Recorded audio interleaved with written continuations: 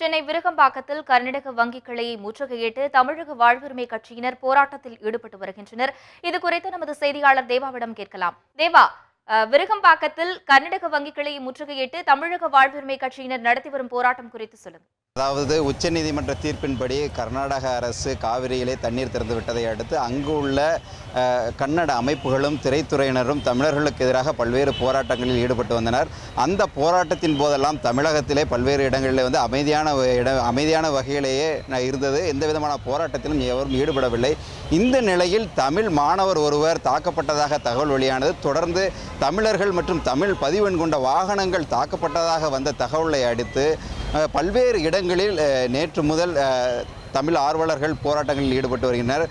இந்த நிலையில் இன்று இந்த விருகம்பாக்கத்தில் உள்ள கர்நாடக வங்கி கிளையை முற்றுகையிட்டு தமிழக வாழ்வுரிமை கட்சியினர் போராட்டத்தில் ஈடுபட்டனர்.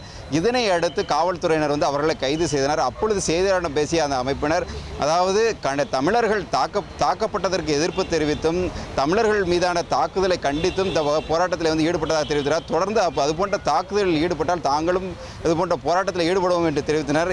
இந்த நிலையில் இதற்கிடையே கோயம்பேடு ஆம்னி பேருந்து நிலையம் அருகே நிறுத்தி வைக்கப்பட்டிருந்த, அதாவது கர்நாடக பதிவெண் கொண்ட உயர் ரக சொகுசு பேருந்து ஒன்றினையும் தமிழக அதாவது தமிழ் ஆர்வலர்கள், அடையாளம் தெரியாத தமிழ் ஆர்வலர்கள் இரும்பு கம்பியால் தாக்கியதாக கூறப்படுகிறது. இதனை அடுத்து அந்த தாக்குதல் எதனால் நடத்தப்பட்டது என்பது குறித்தும் அதன் ஓட்டுநரிடம் கோயம்பேடு காவல்துறையினர் விசாரணை மேற்கொண்டு வருகிறார். இதனைத் தொடர்ந்து தற்பொழுது நாம் இருக்கக்கூடிய இடம் அண்ணா நகர் இருக்கிறோம். இந்த அண்ணா நகரிலே கர்நாடக வங்கியினுடைய வங்கி கிளையானது அமைந்திருக்கிறது. நமது ஒளிப்பதிவு அந்த காட்சியில் தற்போது காண்பிக்கிறார்.